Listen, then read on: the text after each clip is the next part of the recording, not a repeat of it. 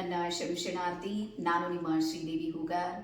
So ಇವತ್ತು ನಾನು ಒಂದಿಷ್ಟು ನಮ್ಮ ಪೇರೆಂಟ್ಸ್ನ ಜೊತೆಗೆ ಮಾತಾಡ್ಬೇಕಂತ ಹೇಳಿ ಪ್ರಯತ್ನವನ್ನ ಮಾಡ್ತಾ ಇದ್ದೀನಿ. ಅಂದ್ರೆ ತಂದೆ ತಾಯಿಗಳು ಇವತ್ತು ಸದ್ಯಕ್ಕೆ ಪ್ರೆಸೆಂಟ್ ಮೂಮೆಂಟಲ್ಲಿ ಇರುವಂತಹ ತಂದೆ ತಾಯಿಗಳಂದ್ರೆ ಯಾರ ಮಕ್ಕಳು 18+ ಆಚೆಗೆ ಬಂದಿದ್ದಾರೆ ಅಥವಾ 16+ ಇದ್ದಾರೆ, ಅಲ್ಲಿಂದ 25 ತನಕ ನಾವೇನಾದ್ರೂ ಗಮನಿಸಿದ್ರೆ ನಮ್ಮ ಮಕ್ಕಳ ಬಿಹೇವಿಯರ್ ಪ್ಯಾಟರ್ನ್ ಅಲ್ಲಿ ಸಾಕಷ್ಟು ವ್ಯತ್ಯಾಸವನ್ನ ನೀವು ಗುರುತಿಸ್ತಾ ಇದ್ದೀರಿ ಅಂತ ಹೇಳಿ ಅನ್ಕೊಂಡಿ.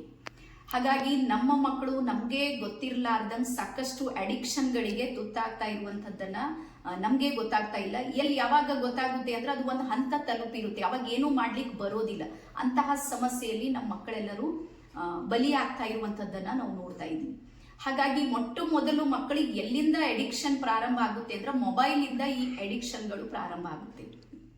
ಮೊದಲು ಮಗು ಮೊಬೈಲ್ ಅನ್ನ ತಗೊಳುತ್ತೆ, ಅದರಲ್ಲಿ ಸರ್ಚ್ ಮಾಡ್ತಾ ಮಾಡ್ತಾ ಮಾಡ್ತಾ ನಿಮ್ಗೆ ಗೊತ್ತಿರಲ್ಲ, ಮೊಬೈಲ್ ಅಲ್ಲಿ ಒಂದು ಅಲ್ಗೋರಿದಮ್ ವರ್ಕ್ ಮಾಡುತ್ತೆ. ಏನ್ ಅಲ್ಗೋರಿದಮ್ ವರ್ಕ್ ಮಾಡುತ್ತೆ ಅಂದ್ರೆ ನಾವು ಯಾವುದನ್ನ ಒಂದು ಸರ್ಚ್ ಮಾಡ್ತೀವಿ ಅದಕ್ಕೆ ಸಂಬಂಧಪಟ್ಟಿರುವಂತ 100 ವಿಡಿಯೋಗಳು ನಮ್ಮ ಎದುರಿಗೆ ಪ್ರೆಸೆಂಟ್ ಮಾಡುತ್ತೆ ಮೊಬೈಲ್ ಅಲ್ಲಿ. ನೀವು ಬೇಕಾದ್ರೆ ಟೆಸ್ಟ್ ಮಾಡ್ರಿ, ಯೂಟ್ಯೂಬ್ ನಲ್ಲಿ ಒಂದು ಯಾವುದೋ ಒಂದು ಫ್ರೆಂಡ್ಶಿಪ್ ಬಗ್ಗೆ ಒಂದು ನೀವು ವಿಡಿಯೋನ ಟೈಪ್ ಮಾಡ್ರಿ. ನೀವು ಫ್ರೆಂಡ್ಶಿಪ್ ಬಗ್ಗೆ ಒಳ್ಳೆ ಮಾಹಿತಿ ಬೇಕು ಅಥವಾ ಅದ್ರ ತಪ್ಪು ಕೆಟ್ಟ ಮಾಹಿತಿ, ನೀವು ಯಾವ ಇಂಟೆನ್ಷನ್ ಅನ್ನ ಇಟ್ಕೊಂಡು ಒಂದೇ ಸಲ ಟೈಪ್ ಮಾಡಿರಿ, ನಿರಂತರವಾಗಿ ಒಂದಾದ್ಮೇಲೆ ಒಂದು ನೀವು ಕೇಳಿರುವಂತ ನೆಗೆಟಿವ್ ಪಾಯಿಂಟ್ಸ್ ಗಳಿದ್ರೆ ಕೇವಲ ನೆಗೆಟಿವ್ ಮೇಲೆ ಫೋಕಸ್ ಮಾಡುವಂತ ಒಂದು 100 ವಿಡಿಯೋಗಳು ನಿಮ್ಮ ಎದುರಿಗೆ ಬಂದಿರುತ್ತೆ. ನಿಮ್ಗೆ ನಿಮ್ ತಲೆನೇ ಓಡೋದಿಲ್ಲ ಏನ್ ಮಾಡ್ಬೇಕು ಏನ್ ಮಾಡಬಾರ್ದು ಅಂತ. ಅಂದ್ರೆ ಇದರ ಅರ್ಥ ಏನು ಅಂದ್ರ ಇವತ್ತು ನಾವು ನಮ್ಮ ಆನ್ಲೈನ್ ಜಗತ್ತಲ್ಲಿ ನಮ್ಗೆ ಬೇಕಾಗೋದಕ್ಕಿಂತ ಬೇಡವಾಗಿರುವಂತಹ ವಿಡಿಯೋಗಳು ಅಪ್ಲೋಡ್ ಆಗ್ತಾ ಇರುವುದು ಬಹಳ ಶೋಚನೀಯ ವಿಷಯ.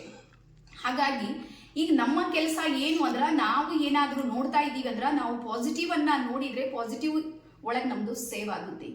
ಅದೇ ರೀತಿ ಮೊಬೈಲ್ ಅಡಿಕ್ಷನ್ ಲಿಂದ ಡೊಪಾಮೈನ್ ಇರುತ್ತೆ ನೋಡ್ರಿ, ಅದು ನೆಗೆಟಿವ್ ಆಗಿ ವರ್ಕ್ ಮಾಡೋದಕ್ಕೆ ಶುರು ಆಗುತ್ತೆ. ಡೊಪಾಮೈನ್ ಮೀನ್ಸ್ ಏನು ಅಂದ್ರ ಬೇಕು ಬೇಕು ಬೇಕು, ಅತೃಪ್ತತೆ, ಸಂತೃಪ್ತಿ ಇರೋದಿಲ್ಲ, ಮತ್ತೆ ಮತ್ತೆ ಹುಡುಕಾಟ, ಮತ್ತೆ ಮತ್ತೆ ಮತ್ತೆ ಇನ್ನೂ ಅವ್ನು ಎಷ್ಟಾದ್ರೂ ಸಾಲೋದಿಲ್ಲ, ಆ ರೀತಿಯ ಮನಸ್ಥಿತಿ. ಒಂದು ವಿಡಿಯೋ ಮುಗಿಯುತ್ತೆ, ಎರಡನೇದು, ಮೂರನೇದು, 4ನೇದು, ಈ ರೀತಿ 100 ನೋಡಿ ನೋಡಿ ನೋಡಿ ಕಣ್ಗಳು ಮಂಚಾಗ ಅಲ್ಲೇ ಮಲಗುವಂತ ಮಕ್ಕಳನ್ನ ನೋಡ್ತಾ ಇದೀವಿ, ಸ್ಪೆಷಲಿ ಯಂಗ್ಸ್ಟಾರ್ಸ್ಗಳಲ್ಲಿ. ಸೊ ಹಾಗಾಗಿ ನಾನು ಪೇರೆಂಟ್ಸಿಗೆ ಈ ಮೂಲಕ ಹೇಳೋದೇನು ಅಂದ್ರೆ ಒಂದು ಕಣ್ಣನ್ನ ಅಂದ್ರೆ ಒಂದು ನಿಗಾ, ನಾವೇನಾದ್ರೂ ಮಕ್ಕಳು ಏನ್ ಮಾಡ್ತಾ ಇದ್ದಾರೆ ಅಂತ ಗಮನಿಸಲಿಲ್ಲ ಅಂದ್ರ ಅವ್ರು ನಮ್ಮ ಕೈ ಬಿಟ್ಟು ಹೋಗುವಂತ ಸಾಧ್ಯತೆಗಳು ಸಾಕಷ್ಟು ಇವೆ. ಒಂದು ಅದಾದ್ಮೇಲೆ ಡ್ರಗ್ಸ್ಗಳಿಗೆ ಬಂದಾಗ ನಾವೇನ್ ತಿಳ್ಕೊಂಡಿವಿ ಅಂದ್ರೆ ನಮ್ಮ ಮಕ್ಕಳು ಹಂಗೆ ಮಾಡೋದಿಲ್ಲ, ಎಲ್ಲ ಶ್ರೀಮಂತರ ಮಕ್ಕಳು ಹಂಗೆ ಮಾಡ್ತಾರ, ಹಂಗೇನು ಇಲ್ಲ. ಇವು ಅಡಿಕ್ಷನ್ ಇವಕ್ಕೆ ಬಡವರು ಶ್ರೀಮಂತರ ಅಂತ ಏನಿಲ್ಲ, ಬರೀ ಅಟ್ಯಾಕ್ ಮಾಡುವಂತ ಎನರ್ಜಿ ಇರುತ್ತೆ ಇದರಲ್ಲಿ.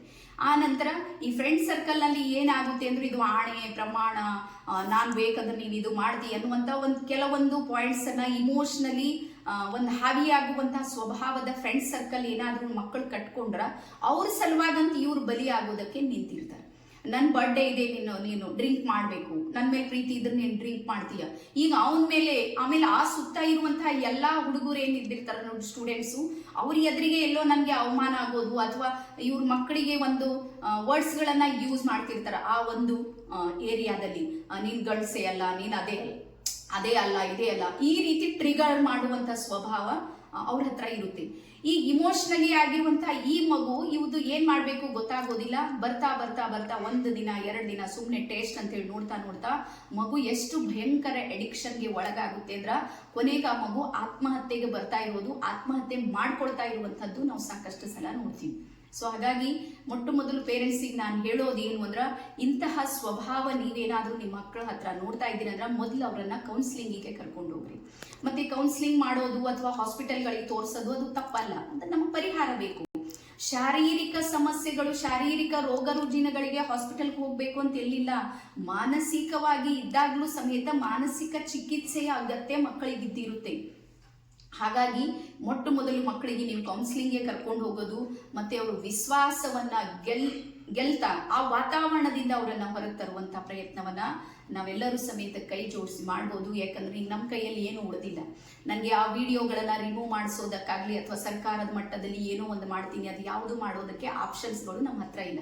ಈಗ ನಮ್ಮ ಹತ್ರ ಇರೋದು ಏನು ಅಂದ್ರೆ ನಮ್ಮ ಮಗು, ಆ ಮಗುವಿನ ಸುರಕ್ಷತೆಗಾಗಿ ನಾವು ಒಂದಿಷ್ಟು ಪ್ರಯತ್ನವನ್ನ ಮಾಡೋಣ, ಜಾಗೃತ ಆಗೋಣ. ಜಾಗೃತಿ ಮಾತ್ರ ಇಲ್ಲಿ ಇರುವಂಥ ಪರಿಹಾರ ಇದೆ, ಹೊರತಾಗಿ ಬೇರೆದು ಯಾವುದು ಇಲ್ಲ ಅನ್ನುವಂಥದ್ದನ್ನು ಹೇಳ್ತಾ ಎಲ್ಲರಿಗೂ ನನ್ನ ಶರಣಾರ್ಥಿ. ಧನ್ಯವಾದ.